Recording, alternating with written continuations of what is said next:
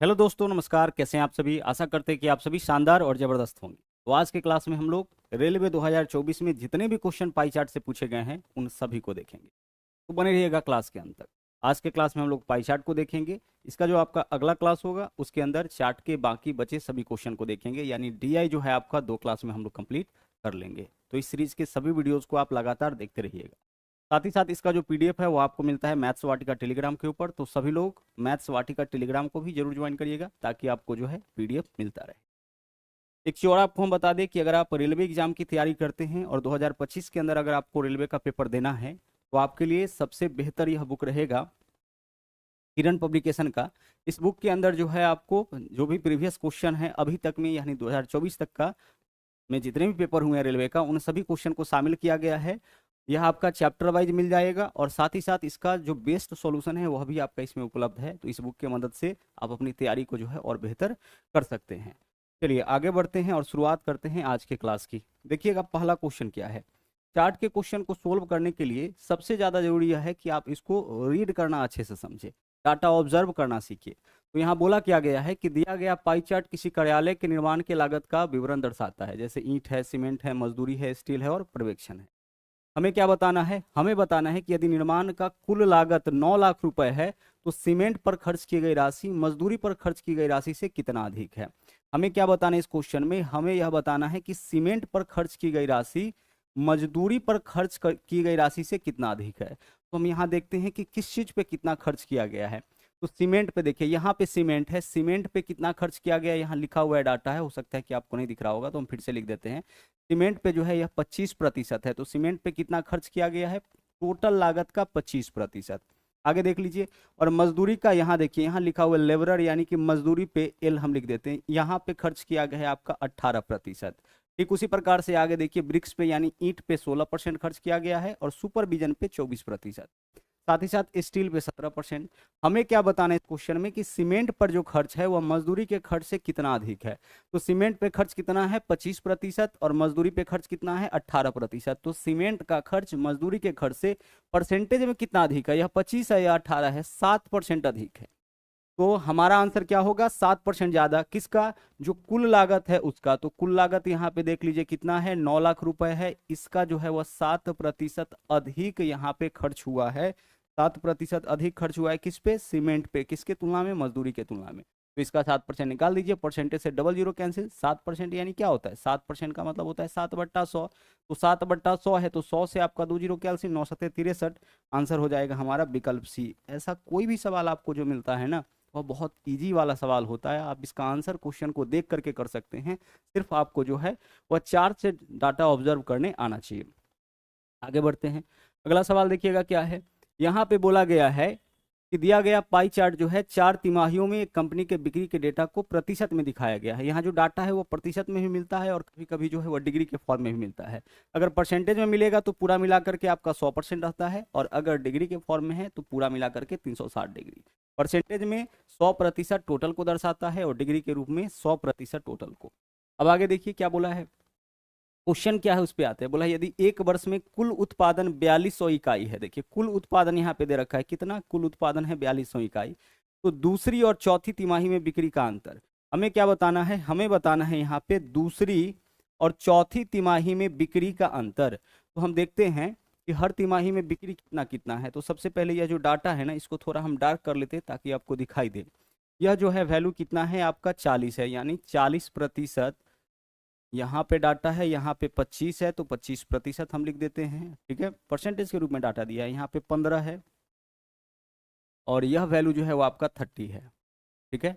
अब यहाँ नीचे में जो है कलर दिया गया है। जो पहला आप देख रहे हैं यह वाला कलर, यह किसके लिए है? यह है आपका फर्स्ट क्वार्टर है। यह आपका क्या है? पहला तिमाही है। उसी तरह से सीरियल में चलिए, इस कलर वाला जो है वो आपका दूसरा तिमाही है। इसको देख के समझ में आ जाएगा। हो सकता है कि यहाँ आपका जो है वो उसका कलर का विजिबिलिटी अच्छा नहीं हो, लेकिन इसको देख करके आप समझ जाइएगा कि कौन सा तिमाही के लिए कौन सा कलर है। देख लीजिए, रेड वाला कलर जो है सेकेंड तिमाही के लिए, उसके बाद जो थर्ड वाला है इस तीसरी तिमाही के लिए, और यह आपका चौथी तिमाही के लिए। ठीक है। हमें क्या बताना है? दूसरी और चौथी। तो दूसरी और चौथी, यह हो गया आपका दूसरा और यह हो गया चौथा। तो दूसरी और चौथी तिमाही में यहाँ पे देख लीजिए बिक्री में परसेंटेज अंतर कितना का, दूसरी में 25%, चौथी में 30%, परसेंटेज अंतर कितना का 5% का, तो 5% का अंतर है। हमें क्या बताना है कि अंतर बताइए किसका, बिक्री का। तो टोटल 4200 बिका है, पूरे साल में कितना बिका है 4200, तो 4200 दरअसल कितने परसेंट का मान है, यह 100% का मान है। हमें क्या बताना है, हमें बताना है दूसरी और चौथी तिमाही में कितना का अंतर आया, तो 30 और 25 5% का अंतर आया, यानी हम इसका निकालेंगे कितना परसेंट, 5%। आंसर हमारा हो जाएगा 100 से यहाँ 100 कैंसिल, 42 पंचे कितना 210। आपके क्वेश्चन का आंसर जो है बहुत इजीली आपका निकल गया यहाँ पे, विकल्प ए। आगे बढ़िए, अगला क्वेश्चन देखिए, यहाँ पे देखिए बोला है कि एक पुस्तक के प्रकाशन पर किए गए व्यय का प्रतिशत वितरण दर्शाते हुए पाई चार्ट, यहाँ पे जो है जो पाई चार्ट है वो एक पुस्तक के प्रकाशन पर खर्च किया गया है, यानी पुस्तक जो है, बुक जो है, उसके पब्लिशिंग होने तक में कितना खर्च आया। तो यहाँ देखिए क्या बोला है, प्रिंटिंग कॉस्ट जो है वह 25% है, प्रमोशन कॉस्ट 14% है, बाइंडिंग आपका 16%, पेपर कॉस्ट 20% है, ट्रांसपोर्टेशन कॉस्ट 10% है, और रॉयल्टी जो है वो आपका 15% इसमें देना पड़ा है। अब बोला है कि यदि कुछ पुस्तकों के लिए प्रकाशक कागज के लागत के रूप में 20,400 का भुगतान करता है, कागज के लागत के रूप में कितना भुगतान करता है 20,400। अब आप क्या करिए, यह कागज का लागत दिया है ना, तो परसेंटेज में खोजिए कि कागज का लागत कहाँ पे है। तो देख लीजिए यह वाला है कागज का लागत, क्योंकि पेपर कॉस्ट लिखे हुए हैं, तो पेपर कॉस्ट कितना है 20%। देखिए रुपए के रूप में कागज पे लागत 20,400, परसेंटेज के रूप में 20%, यानी यह 20% का मान है। तो 20 से भाग कर लिए 1% का मान निकल गया। अब हमें क्या चाहिए, अब हमें क्वेश्चन में चाहिए तो इन पुस्तकों के लिए मुद्रण लागत, मुद्रण का मतलब होता है प्रिंटिंग, और रॉयल्टी के बीच क्या अंतर है, यानी प्रिंटिंग और रॉयल्टी। तो प्रिंटिंग यहाँ पे देख लीजिए, प्रिंटिंग कॉस्ट है आपका 25% और रॉयल्टी है 15%। तो प्रिंटिंग और रॉयल्टी में अंतर कितना का 10% का। तो हमें किसका मान चाहिए, हमें 10% का मान चाहिए, तो हम 10 से गुना कर लेंगे, जिसका मान देगा उससे भाग, जिसका मान पूछेगा उससे गुना। दिया क्या है 20,400 क्या है कागज का लागत है। कुछ पुस्तकों के लिए प्रकाशक का कागज का लागत, तो कागज का लागत कितना है 20,400, यहाँ देखिए कागज का लागत कितना 20%, यानी 20,400 20% का मान है। हमें क्या चाहिए, मुद्रण यानी कि प्रिंटिंग और रॉयल्टी में अंतर। तो मुद्रण यानी कि प्रिंटिंग और रॉयल्टी में अंतर कितना का, देखिए 25 है और 15 है, 10 का 10% का, तो 10% का मान चाहिए, तो हम 10 से गुना कर लेंगे, जिसका मान देगा उससे भाग, जिसका मान पूछेगा उससे गुना। 0 से 0 कैंसिल, 2 से इसको काटिएगा आधा हो जाएगा, 1 0 2 00 10,200 आपके क्वेश्चन का सही आंसर होगा, यानी विकल्प बी हो जाएगा। ठीक है, चलिए आगे बढ़ते हैं। अगला सवाल देखिए यहाँ पे क्या बोला है, बोला है कुल सदस्य जो है वो आपका 62,500 है। अब इसमें देख लीजिए 18 से 30 हम यहाँ पे लिख देते हैं। देखिए इस तरीके से आपका चला है, ये आपका क्या है 18 से 30 साल वाला है। ठीक है, इसका ग्राफ है, यह ग्राफ किसका है 31 से 40। कलर के हिसाब से इसको अरेंज किया गया है, कलर के हिसाब से देखिए ये रेड वाला कलर है ना, रेड वाला कलर किसके लिए 31 से 40, उसके बाद 41 से 50, यह वाला है 41 से किसके लिए 50 के लिए।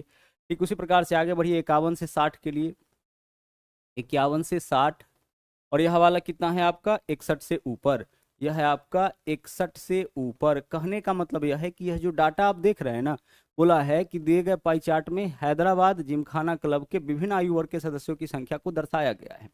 मतलब एक जिमखाना के एक क्लब के विभिन्न आयु वर्ग के लोगों का जो है एज ग्रुप के हिसाब से दर्शाया गया है कि 18 से 30 वाला कितना परसेंट है, परसेंटेज वाला को भी यहाँ डार्क कर देते हैं। 18 से 30 वाला जो है वो आपका 14% है। ठीक है, 18 से 30 वर्ष वाले व्यक्तियों का संख्या 14%, 31 से 40 वाला का संख्या 26%। ठीक उसी प्रकार से 41 से 50 वाला का संख्या यह भी आपका 25%।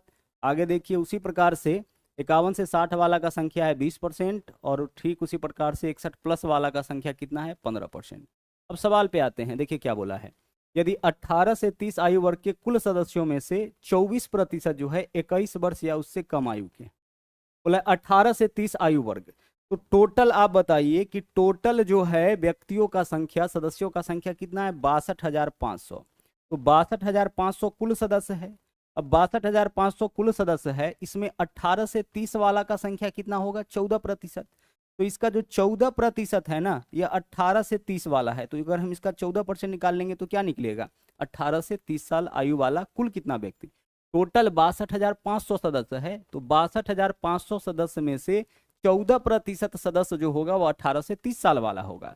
26% सदस्य जो होगा वह 31 से 40 साल वाला होगा। 25% सदस्य जो है वह आपका 41 से 50 साल का है, और 20% सदस्य आपका 51 से 60 साल का, 15% सदस्य जो है आपका 61 प्लस का है। अब हमें क्या बताना है कि 18, क्वेश्चन देखिए डाटा क्या दिया है कि 18 से 30 आयु वर्ग के कुल सदस्यों में से, तो 18 से 30 आयु का कुल सदस्य कितना होगा, तो जो टोटल सदस्य है उसका 14% ही तो 18 से 30 है, तो 18 से 30 वाला का संख्या इसका 14% हो गया। अब इसका 24%, इसका कितना परसेंट बोला है, इसका 24% जो है, ठीक है, इसका कितना प्रतिशत, 24%, यानी कि 24/100 जो है, इससे क्या निकलेगा, इससे निकलेगा 18 से 30 वाला, 18 से 30 वाला 14%, तो कुल सदस्य का 14%, इससे क्या निकलेगा 18 से 30 वाला। और अब बोला है कि इसका 24% सदस्य 21 साल या उससे कम का है, यानी इसका जो 24% निकालिएगा वह क्या निकलेगा, 21 साल या उससे कम का। तो हमें बताना है 18 से 21 आयु वाले सदस्यों की संख्या। तो आप सोचिए कि 18 से 30 वाला निकाल लिए, और फिर इसमें 18 से 30 वाला, यह क्या है आपका 14%, 18 से 30 वाला, और 18 से 30 वाला निकाल करके इसमें केवल 21 साल तक ही लिए हैं, तो 18 से 21 साल तो यही होगा ना, 21 से ऊपर वाला को हटा दिए, क्योंकि 24% 21 वर्ष या उससे कम। तो अभी जो लिए 18 से 30 में से हम कितना लोग को छाट रहे हैं, 18 से 30 में से हम लोग छाट रहे हैं 18 से 21 वाले, 21 वर्ष तक, यानी 18 से 21 वर्ष तक। 21 वर्ष मतलब यह 18 से चल रहा है ना, तो 18 से 21 वर्ष तक ही ले रहे हैं, ऊपर वाले को छाट रहे हैं, तो इतना ही हो जाएगा। ठीक है, सिर्फ आपको डाटा को समझना है। सोल्व करिए। देखिए यहाँ पे सबसे पहले देख लीजिए, अगर हम इसको काटे तो 00 से आपका 00 कैंसिल, 25 से काटेंगे तो 25 का स्क्वायर 625 होता है, तो यहाँ 25 होगा, 25 से काटेंगे तो 25 चौके 100 हो जाएगा। ठीक है, और 4 से काटेंगे तो 4 छक्के 24 हो जाएगा। आगे देखिए 5 छक्के 30, 6 पंचे 30, और यहाँ पे 5 जीरो तो होगा ही, तो कितना हम ले लेते हैं इसको, 25 छक्के 150, 150 गुने 14, तो 150 गुने कितना हो जाएगा 14, ये आपका 25 गुने 6 150 ही होगा ना, तो 150 गुने हमें कितना करना है 14, 15 गुने 15 225 होता है, यानी कि 2100 आपके क्वेश्चन का आंसर हो जाएगा। कितना हो जाएगा 2100। देख लेते हैं, जीरो, ठीक है, 14 पंचे 70, जीरो हासिल 7, और 14 और 7 21, 2100 ही होगा, तो आंसर हमारा विकल्प सी हो गया। आगे बढ़िए, अगले सवाल में आइए। यहाँ देखिए बोला है कि दिया गया पाई चार्ट सप्ताह के अलग अलग दिनों में किसी वस्तु के बिक्री को दर्शाता है। अच्छा, इसको जरा गौर से देखिए, यह ना तो परसेंटेज के रूप में है ना ही डिग्री के रूप में, क्योंकि जब सबको जोड़िएगा, अगर परसेंटेज में रहे तो सबको जोड़ने पे 100 आएगा, और डिग्री में रहे तो सबको जोड़ने पे आपका कितना आएगा 360 डिग्री, क्योंकि पूरा सर्किल बन रहा है, तो पूरा सर्किल बनने का मतलब 360 डिग्री होता है।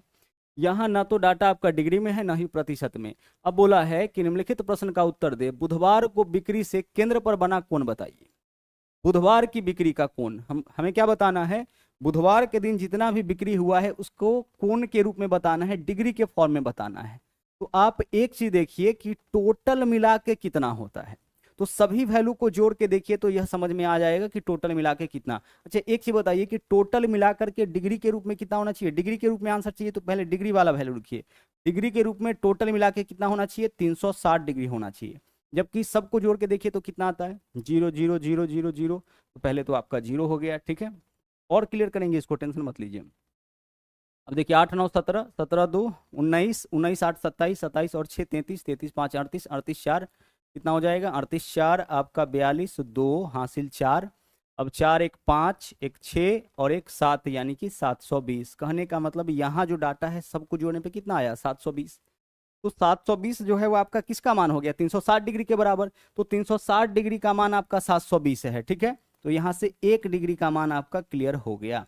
अब आगे चलिए, हमें क्या बताना है, बुधवार का कोण बताना है कितना डिग्री। तो बुधवार का बिक्री देख लीजिए, यहां से पकड़ेंगे, देख लीजिए पहला संडे के लिए है, ठीक है, उसके बाद दूसरा मंडे के लिए है, तो यहाँ पे हम क्लियर कर दे रहे हैं, कलर के हिसाब से यहाँ दिया गया है। ठीक है, कलर के हिसाब से देखिए, यह संडे के लिए पहला वाला, यह वाला संडे के लिए, उसी तरह से जो रेड वाला है यहाँ वाला कलर से आप पकड़ लीजिएगा, जहाँ पे आपको साफ साफ दिखेगा मंडे के लिए, यह आपका ट्यूसडे के लिए, यह आपका वेडनेसडे के लिए। ठीक है, यह आपका किसके लिए है, यह आपका वेडनेसडे के लिए है, यह आपका थर्सडे, यह आपका फ्राइडे, और यह वाला आपका सैटरडे के लिए। ठीक है, हमें क्या बताना है, हमें बताना है कि बुधवार, तो बुधवार को देख लीजिए यहाँ पे कितना हुआ है बिक्री 80, तो 80 कितने डिग्री का मान होगा, तो हम 80 से क्या कर लेंगे, गुना कर लेंगे।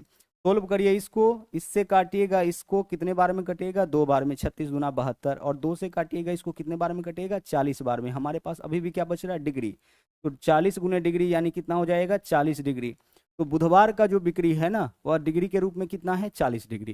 किसी भी दिन का आप निकाल सकते हैं। अब बोलिएगा यह कैसे किए सर, समझिए। हम यहाँ एक एक नियम लगा देते हैं।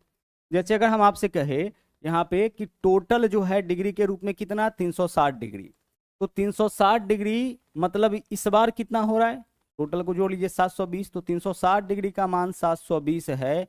तो उसी तरह से आप हमें यह बताइए कि कितने डिग्री का मान, यही तो हमें बताना है, कितने डिग्री का मान 80 होगा। हमें 80 के बारे में ही तो बताना है कि 80 कितने डिग्री का मान है। बुधवार को बिक्री जो यूनिट है वह कितना यूनिट है, 80 यूनिट। तो 80 यूनिट कितने डिग्री का मान, हम यहाँ एक एक नियम लगा देंगे। अगर 360 डिग्री 720 यूनिट का मान है, तो उसी तरह से कितना डिग्री का मान आपका 80 होगा।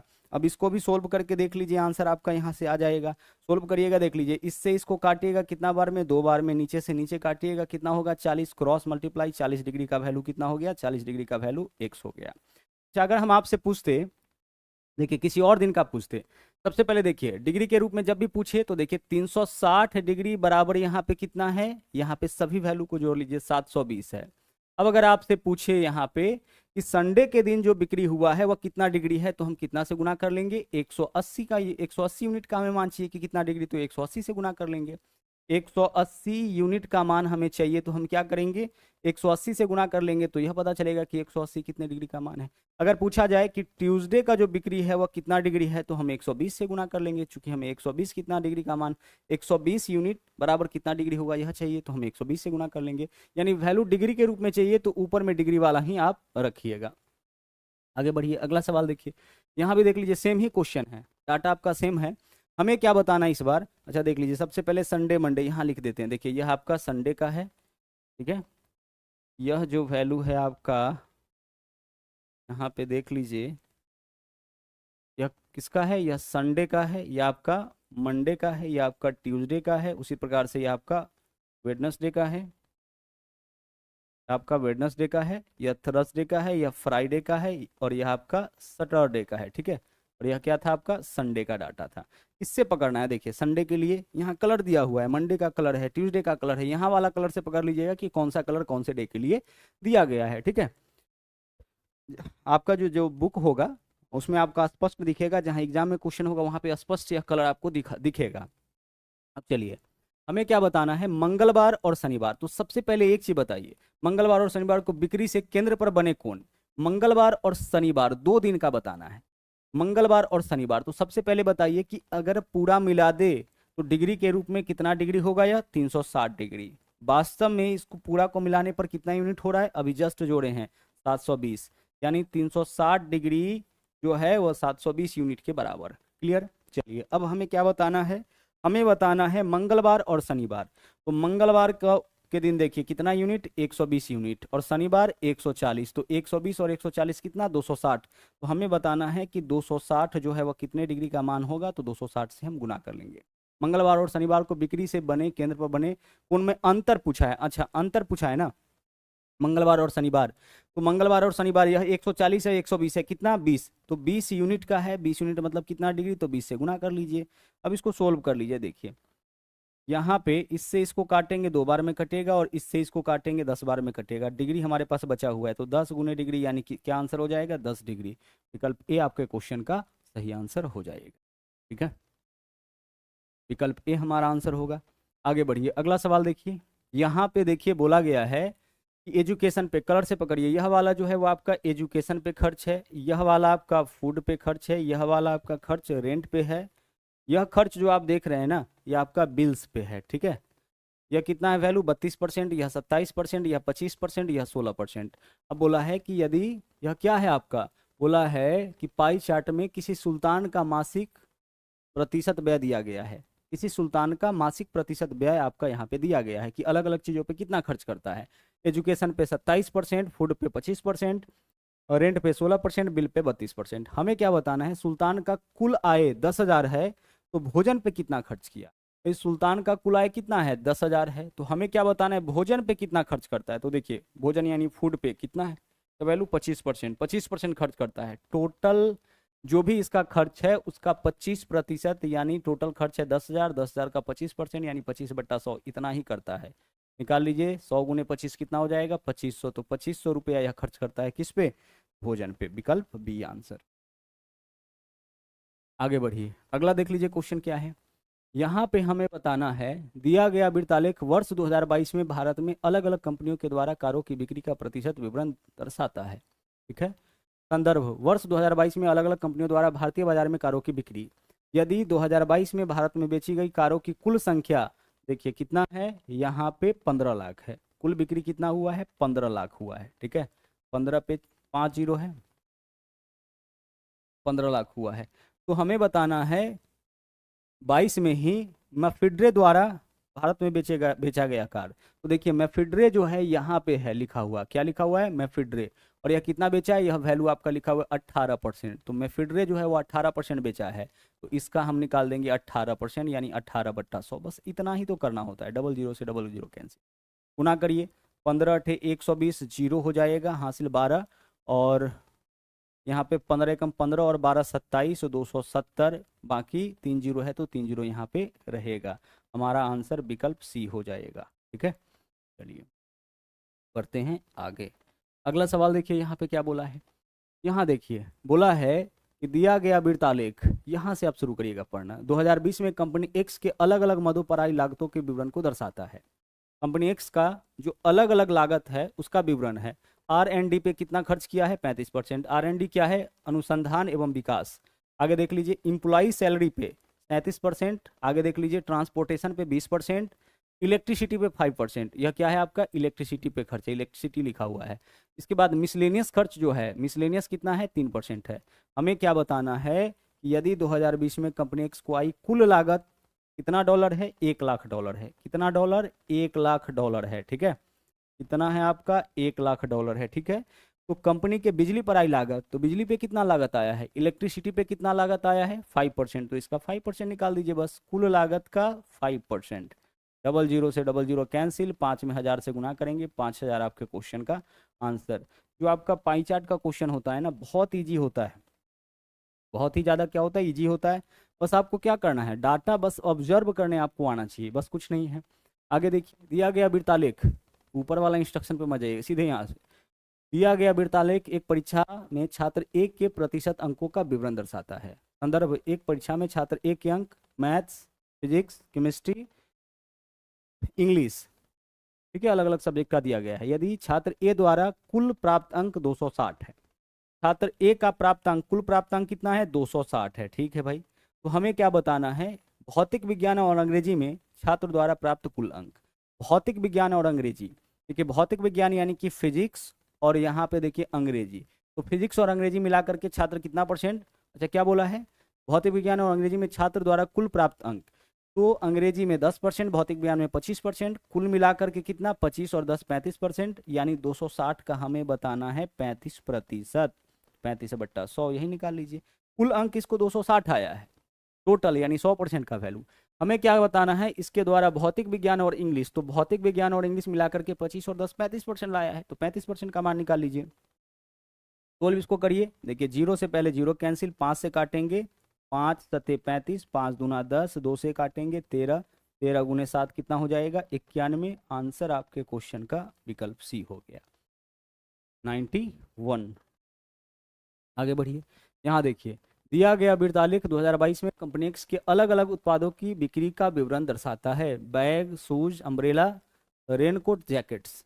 ठीक है, अलग अलग चीज़ है, बैग्स है, शूज है, अम्ब्रेला है, रेनकोट है, जैकेट्स है। बैग पे 27%, शूज पे 22%, अम्ब्रेला पे 30%, रेनकोट पे 13% और जैकेट पे 8%। अब बोला है कि 22 में कंपनी द्वारा बेचे गए उत्पादों की कुल संख्या 1000। भाई कुल संख्या 1000 है, ठीक है, कुल संख्या कितना है, 1000। टोटल कितना उत्पाद बेचा, 1000।